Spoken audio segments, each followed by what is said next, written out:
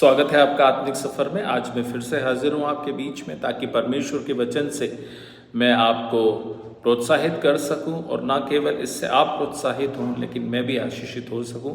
परमेश्वर हम सभी के जीवन में अपनी आशीष को बोए और हम परमेश्वर के वचन में मनन करते हुए आगे बढ़ सकें।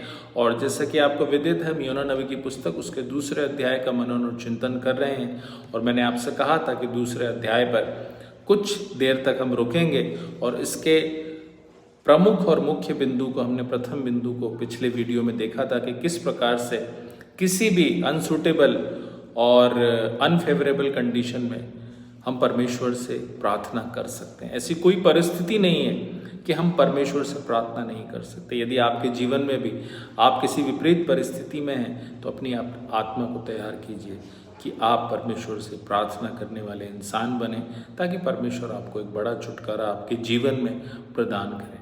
प्रार्थना ही वो कम्युनिकेशन है जो हमें परमेश्वर के नज़दीक लाता है, और जब हम परमेश्वर से प्रार्थना करते हैं, परमेश्वर हमारी प्रार्थनाओं को सुनता है। जिस प्रकार से वो महामच्छ का पेट, उस बड़ी मछली का पेट योना की कब्र बन सकता था, लेकिन उसके उदर से वो चिल्ला उठा और परमेश्वर को पुकार कर उसने अपनी प्रार्थनाओं को परमेश्वर की वेदी के आगे रखा। आप और मैं भी रख सकते हैं। और यही हमारा आज का दूसरा मुख्य बिंदु है। और दूसरा जो मुख्य बिंदु है उसका विषय है दुहाई देना, क्राई आउट। यदि आप अपने जीवन में परमेश्वर से के पास उस स्तर तक पहुंच गए हैं कि आप परमेश्वर से प्रार्थना करें, तो हमारे जीवन के आत्मिक युद्ध में परमेश्वर की दुहाई देना ईश्वर को निमंत्रित करता है कि वो हमारी प्रार्थनाओं को सुने। क्योंकि जब तक हम आत्मा की वेदना से ईश्वर के आगे पुकार कर उसकी दुहाई नहीं देते, तब तक हमारी प्रार्थनाएं पूर्ण नहीं है मेरे प्रियो। हमारे अंदर वो वेदना, हमारे अंदर वो पुकार और हमारे अंदर वो परिपूर्णता के साथ परमेश्वर के आगे रखी गई प्रार्थनाओं को परमेश्वर चाहता है कि वो हमारी प्रार्थनाओं का उत्तर दे और हमें एक बड़ा छुटकारा दे, और अपनी योजनाओं को हमारे जीवन में उंडेले और उन योजनाओं को पूर्ण कर सकें जो उसने हमारे और आपके लिए बनाई है। ये तब तक नहीं हो सकता जब तक हम अपनी आत्मा की वेदना से परमेश्वर को ना पुकारें। आपको एक छोटा सा उदाहरण दूंगा कि यदि कोई सब्जी वाला, कोई सामान बेचने वाला आपके घर से थोड़ा दूर निकल गया है, तो आपको आवाज़ लगाना पड़ती है। और थोड़ा और दूर निकल गया है तो मैंने ये भी देखा है, महिलाएं भी ज़ोर ज़ोर से पुकार कर उसे बुलाती है। मेरे प्रियो, हमारे ढिठाई ने, हमारे पाप ने, हमारी अनाज्ञाकारिता ने हमको परमेश्वर से दूर किया है। और मुझे नहीं मालूम है कि मैं और आप किस स्तर पर अपने जीवन में आगे बढ़ रहे हैं। इससे पहले कि हम परमेश्वर से बहुत दूर निकल जाएं, आप अपनी आत्मा में वेदना के साथ परमेश्वर के सामने पुकार उठिए। परमेश्वर आपकी प्रार्थनाओं को का उत्तर देगा, उस बड़ी मुसीबत से आपको छुटकारा देगा। और न केवल छुटकारा देगा, लेकिन जो योजना परमेश्वर ने आपके लिए बनाई है, उन योजनाओं में परमेश्वर संभावित आपको आगे बढ़ाएगा और अपने उस इच्छा को पूरी करेगा जो उसने मेरे और आपके लिए बुन रखी है या सोच रखी है, या वो चाहता है कि हम उन इच्छाओं में आगे बढ़ें, उन सेवाओं में आगे बढ़ें। योना परमेश्वर का दास होते हुए भी उसने अनाज्ञाकारिता के कारण आज उस दूसरे अध्याय में उस महामच्छ के, उस बड़ी मछली के पेट में है। लेकिन वो ये जानता है कि मेरा परमेश्वर जीवित है, और जब भी मैं उससे प्रार्थना करूंगा और उसके आगे अपनी दुहाई दूंगा, परमेश्वर मेरी प्रार्थनाओं को सुनेगा। मुझे नहीं मालूम इस समय आप किस परिस्थिति में हैं। यदि आप पाप की आंधी में हैं, यदि आप फाइनेंशियल क्राइसिस में हैं, यदि आप किसी महारोग में हैं, और ऐसे समय में जब आप अपने परमेश्वर के आगे पूरी वेदना के साथ अपनी आत्मा की पुकार परमेश्वर की पवित्र वेदी के पास रखेंगे, परमेश्वर आपकी प्रार्थनाओं को सुनेगा। और ये योना जानता था, इसीलिए वो परमेश्वर के आगे पुकार उठा। और इसके दूसरे अध्याय और इसके दूसरे वर्ष में लिखा है, मैंने संकट में पड़े हुए यहोवा की दुहाई दी। आपके जीवन में जब संकट आएगा, तब आप परमेश्वर की ओर निहारेंगे और उसको पुकारेंगे। और इसके लास्ट फ्रेज में लिखा है दूसरे पद के, अधोलोक के उदर से मैं चिल्ला उठा। जब हम परमेश्वर से दूर हो गए हैं, जब हम परमेश्वर और हमारे बीच में एक गैप, एक बड़ा गैप आ गया है, तो हमें आवाज लगाना पड़ेगा। आज अपनी परिस्थिति से इतर फिरकर परमेश्वर की ओर देखिए और आवाज लगाइए और पुकार कर अपनी आत्मा में वेदना के साथ अपनी हर एक परिस्थिति को रखिए। परमेश्वर आपको ना केवल छुड़ाएगा लेकिन इन हर एक बातों से आजाद करेगा जिन बातों से आप आजाद होना चाहते हैं। मेरे प्रिय, क्या मैं और आप उसकी दुहाई देने के लिए तैयार हैं? क्या मैं और आप अपनी आत्मा में उस पुकार के लिए तैयार हैं जो परमेश्वर को निमंत्रित करेगी कि वो हमारी प्रार्थनाओं का सुनकर उनका उत्तर हमें प्रदान करे? योना के पास उस मछली के पेट में ज्यादा अवसर नहीं थे। योना के पास वो समय नहीं था, लेकिन योना जानता था मैं जब भी प्रार्थना करूंगा, जब परमेश्वर की दुहाई दूंगा, जब अपनी आत्मा से पुकारूंगा, परमेश्वर मुझे मेरी प्रार्थनाओं का सुनकर उत्तर देगा। जब हम सच्चाई के साथ संकट में पड़े होते हैं और जब संकट में पड़े हुए हम सच्चाई के साथ परमेश्वर को पुकारते हैं, तब परमेश्वर हमारी प्रार्थनाओं को सुनता है और उनका उत्तर हमें प्रदान करता। और जीवन के आत्मिक युद्ध में हमारा परमेश्वर को दुहाई देना परमेश्वर को निमंत्रित करता है कि वो हमारे जीवन में कार्य करे। यदि आप चाहते हैं कि परमेश्वर आपके जीवन में कार्य करे तो आपको पुकारना होगा, आपको ऊंचे शब्द से चिल्लाना होगा। ये ऐसा नहीं है कि आप माइक लगाकर चिल्लाएं, लेकिन आपकी आत्मा, आपका फोकस, आपका एटीट्यूड और आपका हृदय परमेश्वर की पवित्र वेदी के आगे सरेंडर होना चाहिए। क्या आप अपने जीवन में एक बड़ा छुटकारा चाहते हैं? और ईश्वर सुनता है, वह हमारी प्रार्थनाओं का उत्तर देता है, वह हमारी सहायता करता है। परमेश्वर के वचन में बहुत सारे उदाहरण हैं, जिसमें से कुछ उदाहरण मैं आपके सामने डिस्कस करना चाहूँगा, उनको रखना चाहूँगा, जिससे आपको मदद मिलेगी कि किस प्रकार से परमेश्वर हमारी प्रार्थनाओं को सुनता है जब हम पुकारते हैं।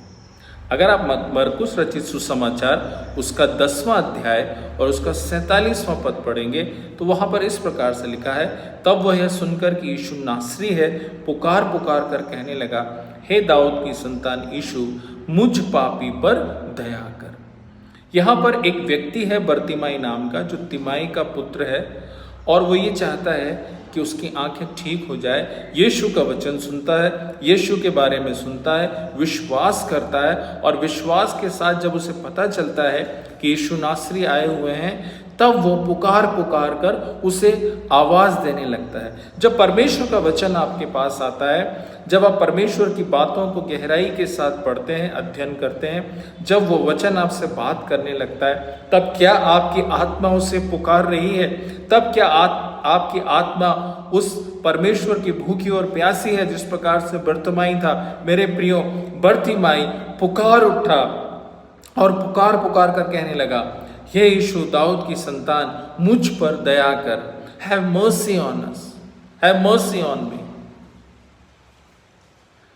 परमेश्वर तू हम पर दया कर। परमेश्वर तू हम पर कृपा कर।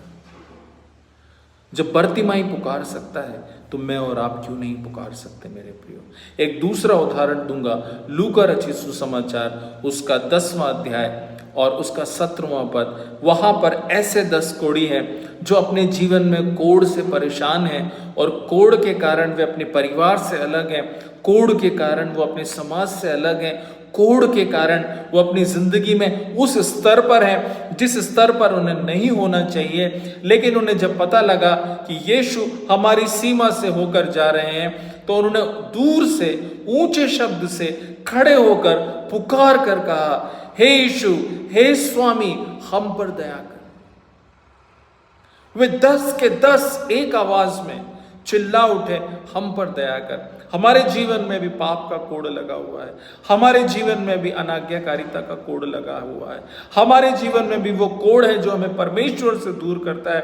क्या ये 10 कोढ़ियों के समान हम अपने जीवन में पुकारेंगे? परमेश्वर ने ना केवल उनकी पुकार को सुना, लेकिन वे उसके सानिध्य में डिवाइन हीलिंग को अपने जीवन में छूने पाए। परमेश्वर की चंगाई ने उनको छुआ। क्यों? क्योंकि वो पूरी आज्ञाकारिता के साथ यीशु के पास है। क्या मैं और आप क्या मैं और आप अपने जीवन में अपने उस पाप के कोड़ से मुक्त होने के लिए पूरी आत्मा के साथ, पूरी वेदना के साथ परमेश्वर की पवित्र वेदी के आगे पुकारेंगे? आज योना उस मछली के पेट में पुकार रहा है और मछली के पेट में जब वो पड़ा हुआ है, उसके उदर से उसकी चिल्लाहट स्वर्ग तक पहुंच रही है। मेरे प्रियो, आज हम उससे बेहतर स्थिति में हैं। अपने जीवन में परमेश्वर के आगे पूरी समर्पण के साथ अपनी बातों को रखें और आपकी आत्मा पुकार उठे और आप परमेश्वर के आगे दुहाई देने वाले बने। एक और मैं आपके आगे उदाहरण रखूंगा हिजकिय्याह का, जिसे हम दूसरे इतिहास उसके 32वें अध्याय और वे 20वें पद में पाते हैं। जब सन्हेरीब ने उन्हें धमकी भरे पत्र भेजे और अपनी सेना को भेजा और हिजकिय्याह ने वो सारी चीज़ों को, उन सारी चिट्ठियों को ले जाकर परमेश्वर के भवन में रखा और लिखा है उसके 20वें पद में, इन घटनाओं के कारण राजा हिजकिय्याह और आमोस के पुत्र यशायाह नबी ने प्रार्थना की और स्वर्ग की ओर दुहाई दी। वे न केवल प्रार्थना कर रहे हैं लेकिन स्वर्ग की ओर अपनी आंखों को, अपने हाथों को उठाकर दुहाई दे रहे हैं कि परमेश्वर इस परिस्थिति से न केवल हमें छुड़ाइए, बचाइए, लेकिन उनकी धमकियों को भी देख लीजिए जो वो देना हमें दे रहे हैं। और परमेश्वर, आप ये सिद्ध कीजिए कि आप जीवित परमेश्वर हैं, आप करूबों पर विराजमान सेनाओं के यहोवा हैं। हमारी प्रार्थनाओं को सुनिए। और परमेश्वर ने उनकी प्रार्थनाओं को सुना। आज भी जब हम अपने जीवन में शारीरिक और आत्मिक युद्ध में हमारे जीवन को आगे चला रहे हैं, क्या हमने परमेश्वर के आगे पुकार कर, अपने हाथों को स्वर्ग की ओर उठाकर, अपनी आंखों को स्वर्ग की ओर उठाकर उसकी दुहाई देने के लिए अपने जीवन को आमंत्रित किया है? क्या हम उसको लेकर आए हैं परमेश्वर की वेदी के पास? मेरे प्रियो, आज वो समय है कि हम अपनी पुकार कर परमेश्वर के आगे अपनी प्रार्थनाओं को हमेशा परमेश्वर के आगे बोल कर अपनी आत्मा की वेदना के साथ उसकी वेदी के आगे रखने वाले बने। परमेश्वर आपकी प्रार्थनाओं को सुनेगा। एक अंतिम बात मैं आपसे और कहना चाहूँगा। परमेश्वर ने अपने पुत्र को इस दुनिया में भेजा कि उसके क्रूस पर चढ़ाए जाने के द्वारा हमें शिफा और निजात मिले। न केवल वो बागे गतसमनी में ईश्वर को पुकारता है, लेकिन जब उस क्रूस पर है, असहाय है, उसके हाथों में कील ठोकी गई है, उसके पांवों में कील ठोकी गई है, लेकिन उन 7 वाणियों में से एक वाणी जो है, उसके वचन जो है, वहां पर इस प्रकार से लिखा है, एली एली लमा शबक्तनी, हे मेरे परमेश्वर, हे मेरे परमेश्वर, तूने मुझे क्यों छोड़ दिया।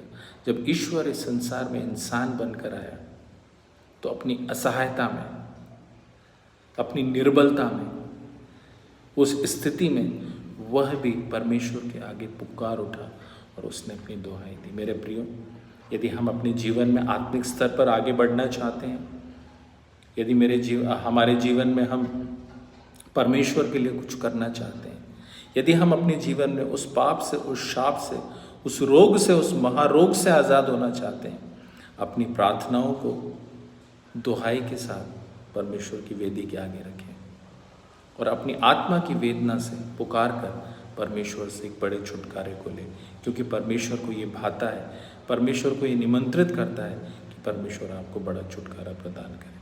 मुझे आशा है इन बातों को समझने में पवित्र आत्मा आपकी सहायता और मदद करेंगे। इसके तीसरे मुख्य बिंदु पर हम अगले वीडियो में बात करेंगे। तब तक के लिए जय मसीह की।